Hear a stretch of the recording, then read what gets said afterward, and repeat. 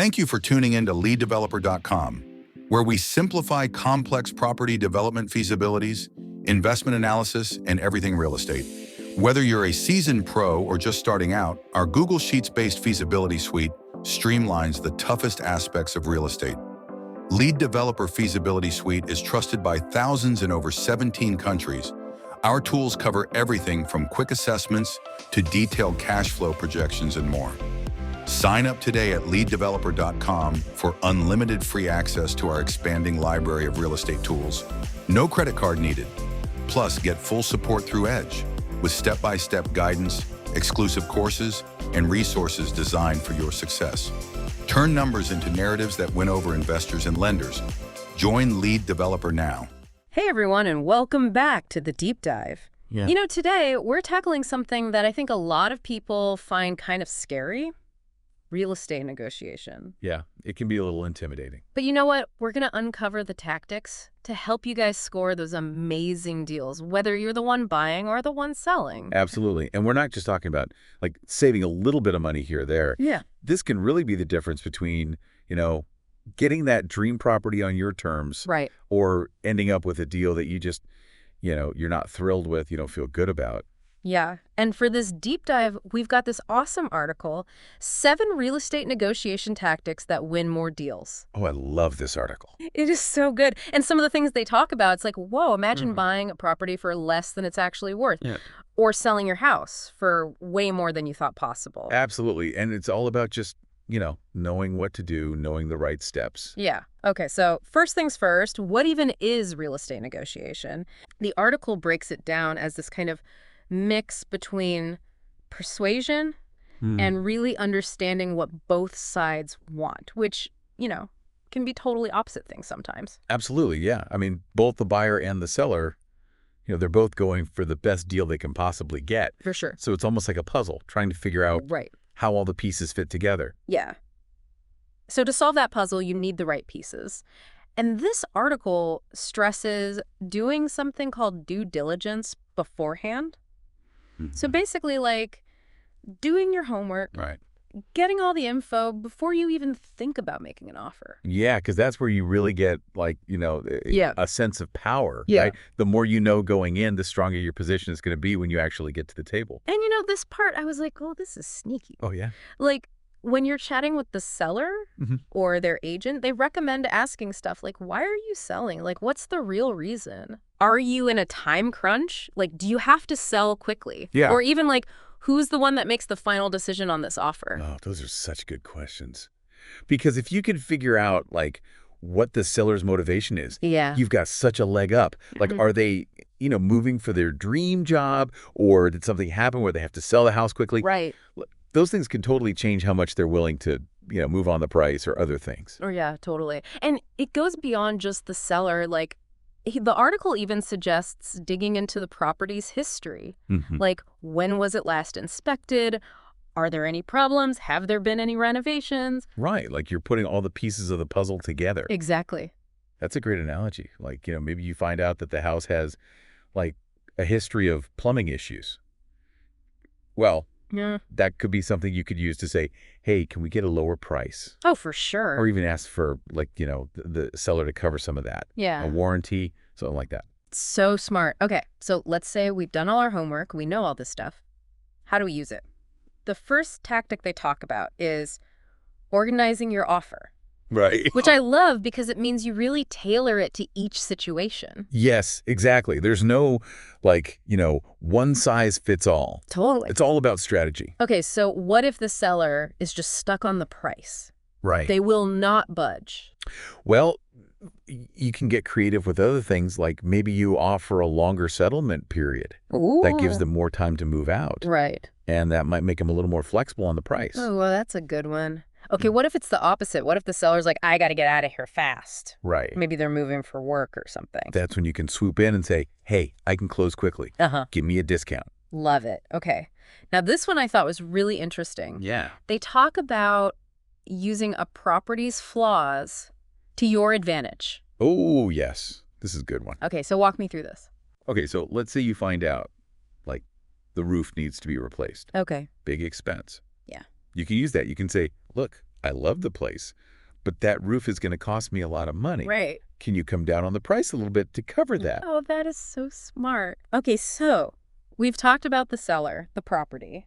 What about us, though? As buyers or sellers, how do we, like, set ourselves up for success? Right, yeah, and that leads perfectly into, like, this idea of positioning yourself. You've got to have a plan. Like, what's your game plan going into this? Okay, so what do we need to remember here? Okay, so there are 3 things. Yeah. You've got to have a clear goal. You have to be willing to walk away. Ooh. And keep it simple. Okay. So having a clear goal in mind seems pretty straightforward, like knowing what you want, what you can afford, but this whole being willing to walk away, I think that's a little bit tougher, especially if you, kind of fall in love with the place. Oh, for sure. And it can be really tough, like, emotionally to walk away. If you found the place and you think it's the one, but sometimes that's actually the smartest thing to do. Okay. Because it shows that you're serious, you know what you want, and you're not going to just settle for something that doesn't meet those, requirements. It's like that whole thing of, like, if you love it, let it go. Right, exactly. And if it's meant to be, it'll come back. And if not, there's going to be another one. There's always another property. Yeah, totally. Okay, and this last one, keeping it simple, I mean, that seems, like, obvious, but I guess things can get complicated. Oh, absolutely. Especially, when you're in the moment, things are moving fast. You get caught up in all these, like, little details and contingencies. And right, yeah. the more straightforward you can keep your offer, the better, because it makes you look organized, professional, right. And that you respect the seller's time as well. Yeah, totally. Now, I loved this part. They talk about the power of silence, and it's basically like letting the seller say the price first. Yes.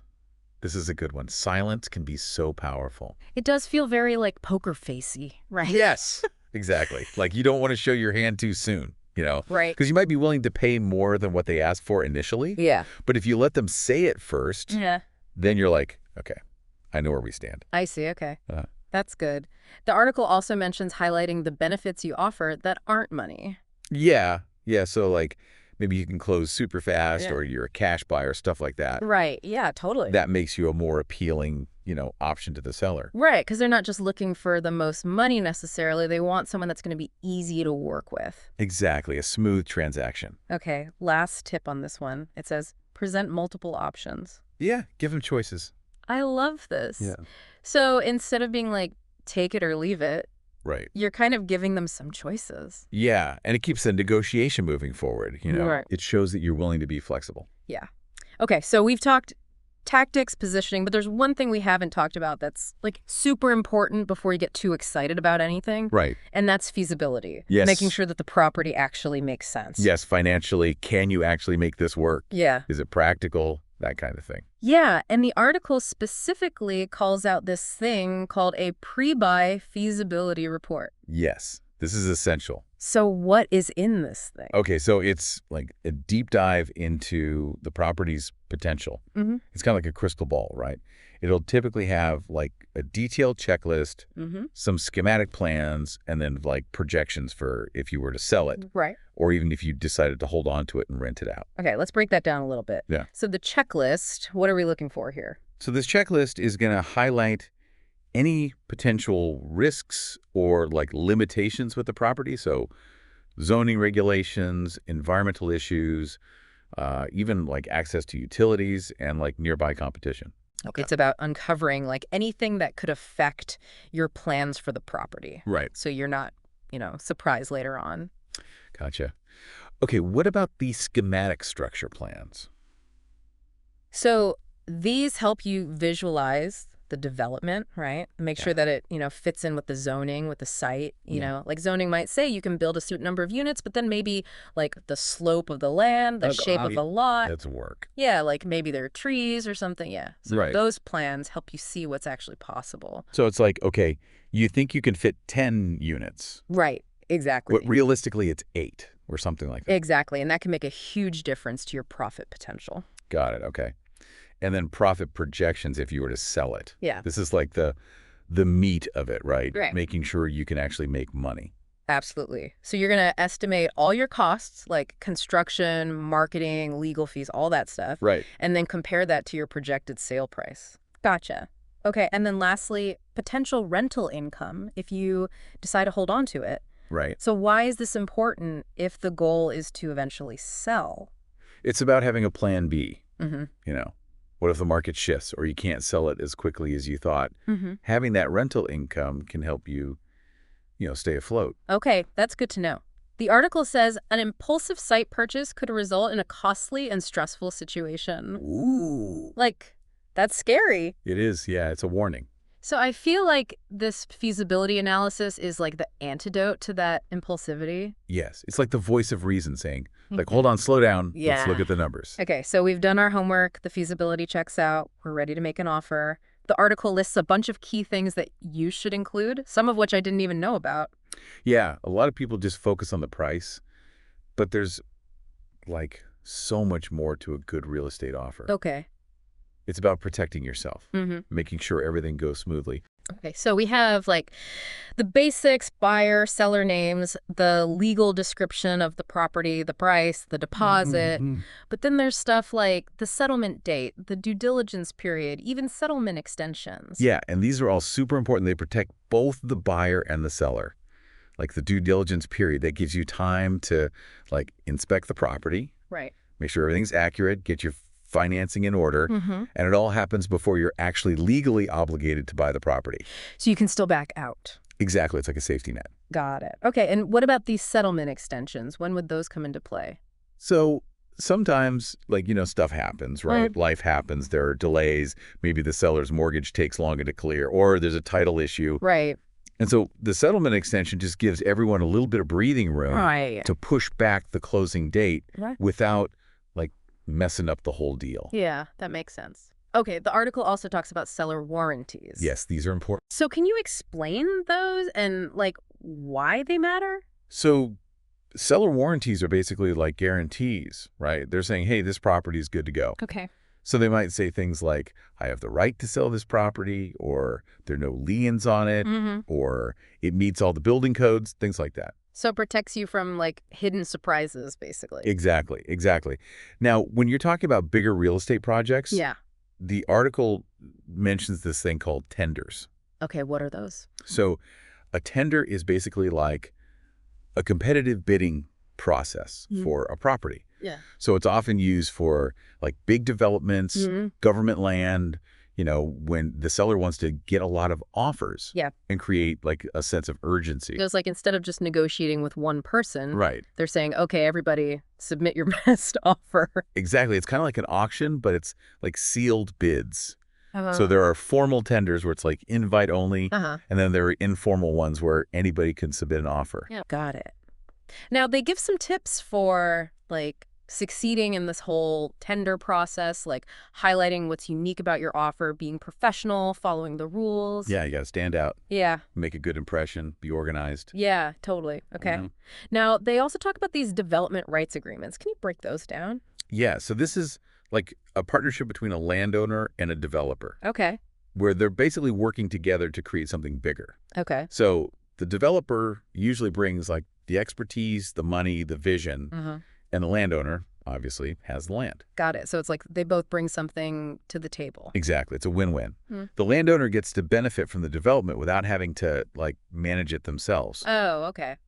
The article lists some benefits for both sides. So for developers, it's less upfront costs, less risk. Right. And for landowners, it's a way to make money without actually having to sell the property. Exactly. But you got to be careful with the terms of the agreement, Make sure the value's right, the length of the contract, the interest rates, all that stuff. Yeah, it sounds like a lot, but I guess if it's done right, it could be really good. Yeah, definitely. Okay, last thing from the article. They mention property options, which I think are especially useful for developers. Yeah. So what's a property option? So it's like putting a reservation on a flight, You're not obligated to buy the ticket, Okay. but you have the right to buy it Okay. at a certain price within a certain time frame. Okay. So for real estate, it means you have the right, but not the obligation, to buy the property Gotcha. at a set price within a set time. So basically, you're hitting the pause button Yeah, exactly. while you get everything figured out. You can do your due diligence, secure your financing, Yeah. and the seller can't sell it to anyone else during that time. Okay. So it's really good for developers because it lowers their risk, So what are some of the benefits for them? They have time to do their due diligence. It's less risky financially, and they have more flexibility, in terms of planning and financing. Okay, so if they decide it's not going to work out, Right. they can just walk away. Exactly. They lose the option fee. Yeah. But that's way better than, buying the property and then realizing it's not going to work. Okay, so from the seller's side, Yeah. why would they agree to this? Because it seems like they're taking the property off the market. Yeah, so they do take on some risk, but they get an upfront fee, this option fee, Okay. which is usually non-refundable. Hmm. So that compensates them for, taking it off the market for a bit. Okay, so it's like a little bit of security for them. Exactly, yeah. Okay, so we've covered a lot in this deep dive, everything from due diligence and feasibility to these like more complex agreements like tenders and options. Real estate negotiation, it's a whole process. It's definitely not for the faint of heart. No, it's not. It's a lot. So much to consider. Yeah, so much more than just making an offer, right? Yeah, totally. It's a whole art. So let's recap, what are the big takeaways from this deep dive? Okay, so due diligence is huge. Like we said before, you got to be a detective, really uncover those details about the property, about the seller. Yeah, and then feasibility analysis, that was the thing that I was like, oh, okay. It's the voice of reason, right? Yeah, it's not just about emotion, it's about actually looking at the numbers. Exactly. And we talked about some really cool negotiation tactics, too. We did. Like that power of silence. Ooh, yeah, I love that one. Let the seller talk first. Yeah. And being flexible with, the terms, Exactly. maybe offering that longer settlement period. Yeah, just get creative. And then for those, bigger projects, Right. we talked about tenders and development rights agreements, which, it's a whole other world. Yeah, definitely. It's a lot to think about. But the article makes this really interesting point. The negotiation doesn't just end when you sign the papers. I know it keeps going. It's like a whole journey. Yeah, throughout your whole real estate experience. Yeah. So, dealing with tenants, renovations, even if you decide to sell it later on down the line, Right. you're going to be negotiating, always looking for those win-win solutions. So it's all about being flexible, being adaptable, and staying informed, I guess. Exactly. The more you know about negotiation, the better you'll be able to navigate the real estate world. For sure. Okay, so for everyone listening who wants to dive in even deeper, Yes. we're going to include links to the resources mentioned in the article in the show notes. Definitely check those out. There's some great stuff there. Yeah, and knowledge is power. Absolutely, especially in real estate. Well, that wraps up our deep dive on real estate negotiation tactics. Yes, it does. I feel like, personally, I have so much more confidence now going into my next deal. That's great, yeah. Just having this knowledge. It makes a difference. Yeah, totally. So remember, everybody, it's all about preparation, having a strategy, and being willing to learn and adapt, right? Absolutely. So good luck out there with all your real estate ventures. Yes. Good And lead. until next time, keep exploring, keep learning, Yeah. and keep diving deep.